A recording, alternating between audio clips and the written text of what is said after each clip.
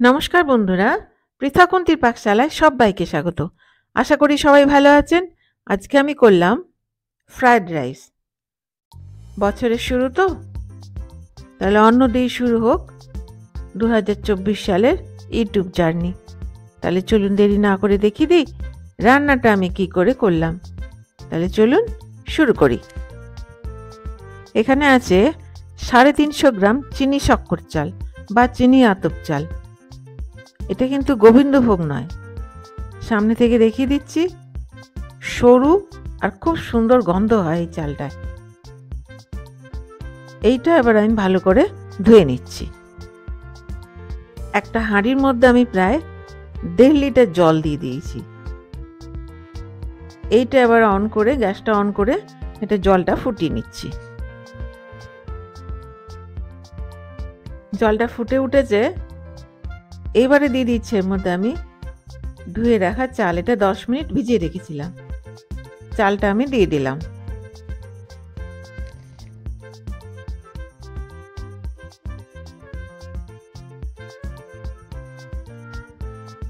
এবারে এটা একটু নেড়ে দিলাম।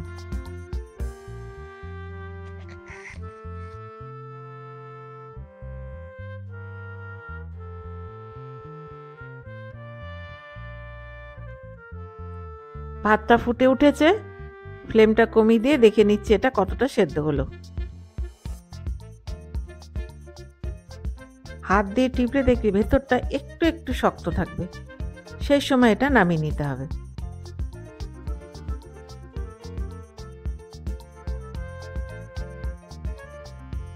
বেশি সেদ্ধ হয়ে গেলে গলে যাবে। গ্যাসটা বন্ধ করে দিলাম, দিয়ে এটা নামিয়ে নিচ্ছি। এরকম একটা ছাঁকনির মধ্যে দিয়ে ভাতটা আমি ছেঁকে নেব, মাঠটা নিচে পড়ে যাবে।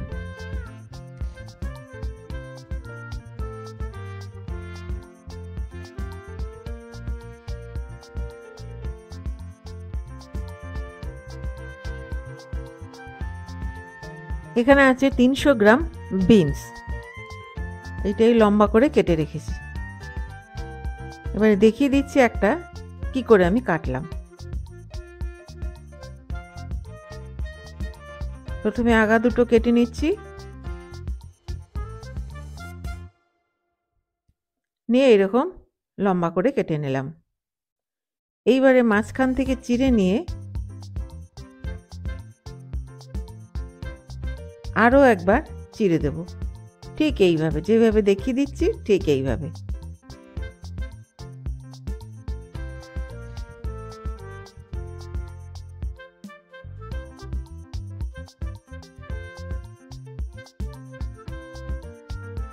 এই সাইজের 4টে গাজর আমি কেটে রেখেছি, সরু লম্বা করে, ঠিক যেমন আলু ভাজা কাটে ঠিক সেই রকম।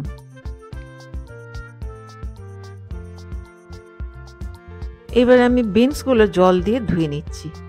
এই যে বিচিগুলো থাকবে না, সিডসগুলো, ওগুলো সব নিচে পড়ে যাবে, কেন ফ্রাইড রাইসে বীজগুলো থাকলে ভালো লাগবে না খেতে।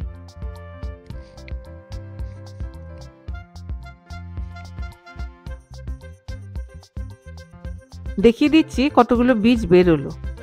ছাঁকনি দিয়ে ছেঁকে নিলাম, দেখো কতগুলো বীজ বেরিয়েছে। এই বীজগুলো থাকলে না ফ্রাইড রাইসটা খেতে ভালো লাগে না।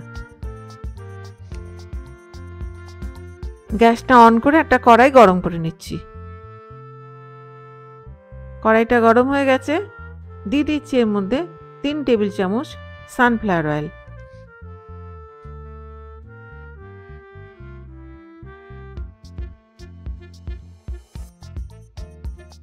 তেলটা গরম হয়ে গেছে, ফ্লেমটা মিডিয়ামে করে দিয়ে দিচ্ছি এর মধ্যে গাজরগুলো।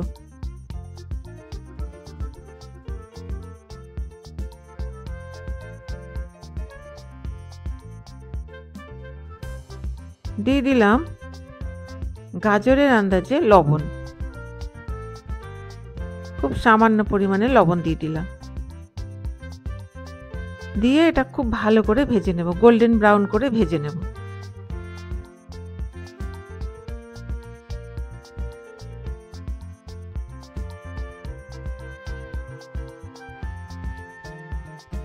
গাজরটা গোল্ডেন ব্রাউন করে ভাজা হয়ে গেছে, এইবারে একটা বাটির মধ্যে আমি এটা তুলে নেব।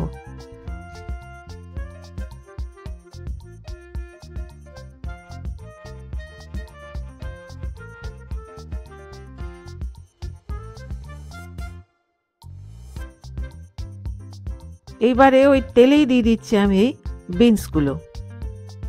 এটা ভাজলে কিন্তু একবারে অল্প হয়ে যাবে।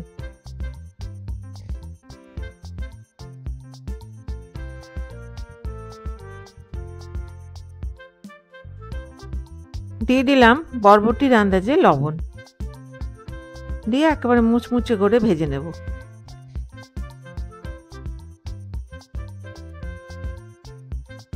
দিয়ে দিচ্ছি আরো 1 টেবিল চামচ তেল।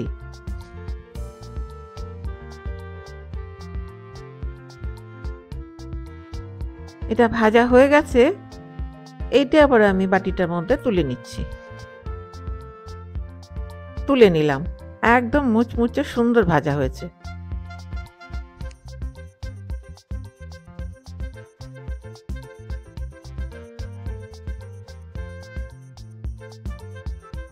এবারে এই তেলের মধ্যে দিয়ে দিলাম আমি 1.5 চামচ ঘি।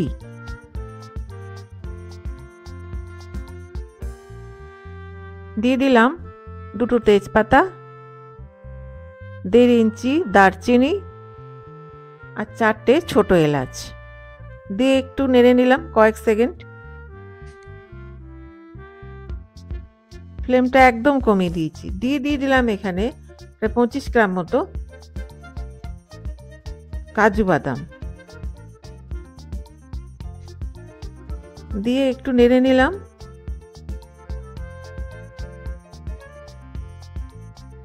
এবারে দিয়ে দিচ্ছি কিশমিশ।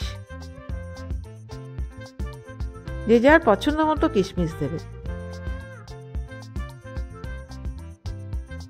দিয়ে এটাও নেড়ে নিচ্ছি। কিশমিশটা কেমন ফুলে গেছে।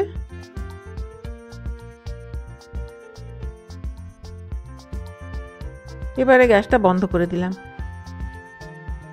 কিশমিশটা পুড়ে গেলে খেতে ভালো লাগবে না। এবারে দিয়ে দিলাম এই ভেজে রাখা বিন আর গাজর। দিয়ে একটু মিশিয়ে নিলাম।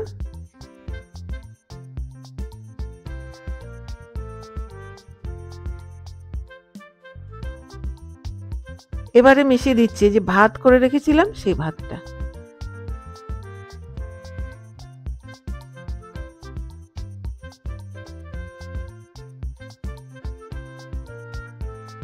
এটা এবার ভালো করে মিশিয়ে নিচ্ছি।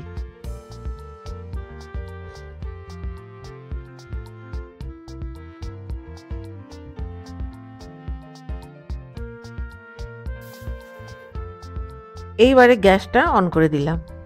ফ্লেমটা থাকবে স্লোতে।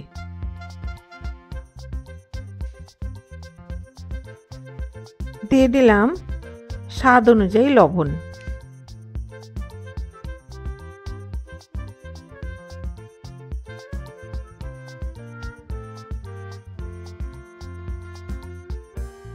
লবণটা দিয়ে ভালো করে মিশিয়ে নিচ্ছি।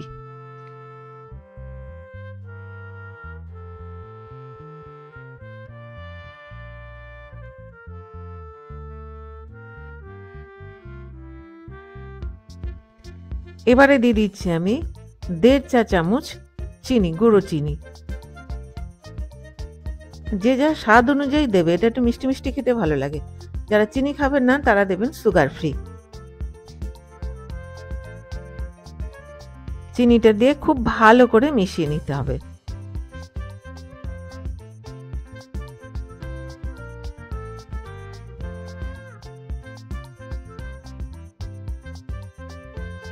দিয়ে দিলাম আরো প্রায় 1.5 চা চামচ ঘি।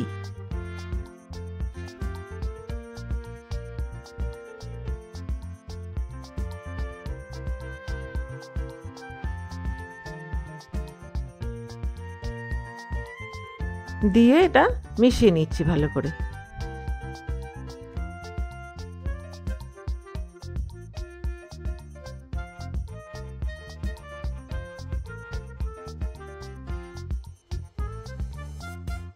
রান্নাটা কমপ্লিট, গ্যাসটা বন্ধ করে দিলাম। একটা জিনিস দেখিয়ে দিই, গ্যাসটা তো বন্ধ আছে, এটা কতটা ঝরঝরে হয়েছে। দেখো একটার সাথে একটা কিন্তু লেগে নেই। চিনি আতপ চাল যদি না পাওয়া যায় তাহলে কিন্তু বাসমতি চাল দিয়েও করা যাবে। এবারে আমি কিছুটাই প্লেটের মধ্যে তুলে নিচ্ছি।